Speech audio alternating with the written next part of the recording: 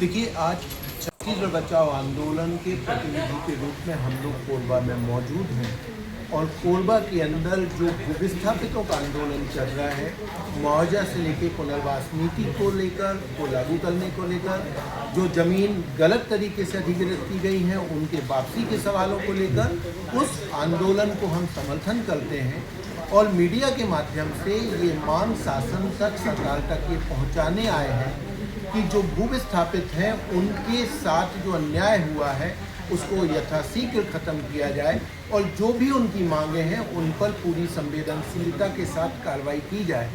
और जो कोरबा है, संपूर्ण कोरबा के अंदर खदानों के नाम पर, उद्योगों के नाम पर लगातार जो कानून है, चाहे वो 5वीं अनुसूची के पैसा कानून की बात हो, वन अधिकार कानून की बात हो, इनका उल्लंघन करके जो भूमि अधिग्रहण की कार्रवाइयाँ लगातार जारी हैं उनको रोका जाए।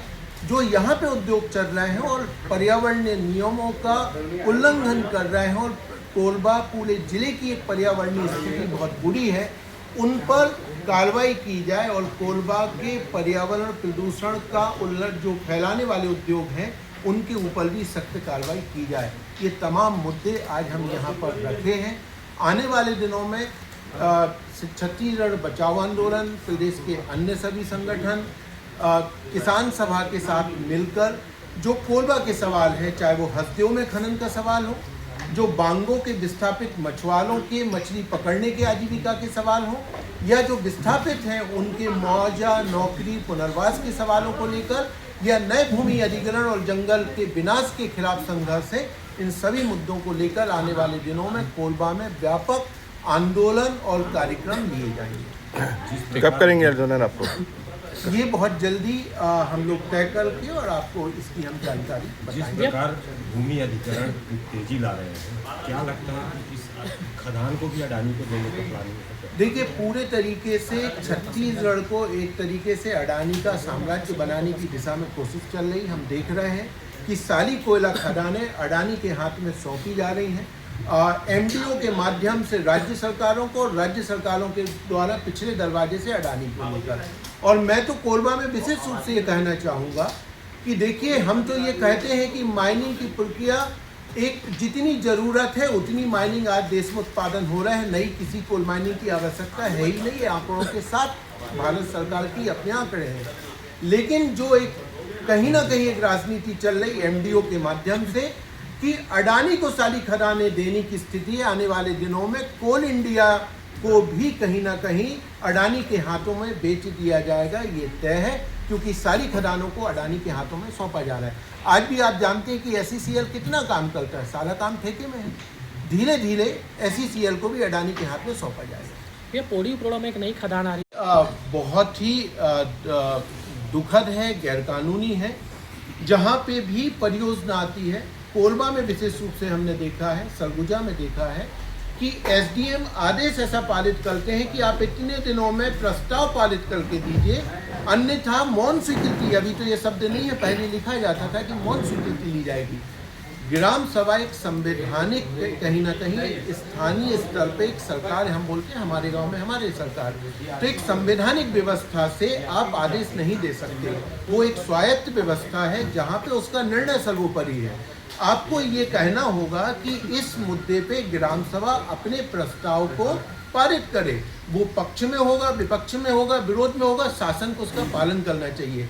लेकिन जो छत्तीसगढ़ का शासन है दिया गया है, तो उसको भी हम कहीं ना कहीं कानूनी कार्रवाई करेंगे। इसमें करोड़ों रुपया मुआवजा राशि बांटा जा चुका है। ये बिचौलियों का नाम आप लोग क्यों नहीं उठाते और आप लोग इसमें खामोश क्यों हैं? इसका क्या कारण है? यहीं से तो शुरू हो रहा है सारी कहानी। विस्थापन को लेकर के जो सवाल है, हम इस पर खामोश नहीं है। जो भी विसंगतियां हैं उसको लगातार जो है किसान सभा उठाते रही है यहाँ पे, और ये कहीं न कहीं जिला प्रशासन और एसईसीएल की मिलीभगत के कारण वो गोपनीय तरीके से, जो मलगांव का ही मामला अगर हो, उसमें आज भी लोग वहाँ पे लड़ रहे हैं। वहाँ पे हम लोग गए भी थे, विरोध हुआ। और मकानों का मैं ये बताऊंगा, जो काल्पनिक मकानों का, बड़े लोगों का मकानों का गलत तरीके से हुआ है। आज भी वहाँ जो मूल किसान, गरीब किसान थे, आज भी उनका नापी में विसंगति है, जिसकी शिकायत जो है वहाँ तहसील में नोट कराई गई है। और अब सबसे बड़ी बात यह है कि वहाँ पे आप सबको पता है कि किस तरीके से जिला प्रशासन जो है आज भी जो घटना घट रही उसकी भी हम लोग निंदा किया यहाँ पे कि हरदी बाजार में आज भी छावनी बना करके जबरदस्ती नापी करने के लिए गए हुए हैं। 400 से ऊपर फोर्स लगा करके वहाँ जबरन नापी का प्रयास किया जा रहा है। मलगांव के अंदर भी जो घटना घटी है उसको देखे होंगे, अभी आपने पूर्व गृह मंत्री ने भी उस मामले को पूरा उठाया है।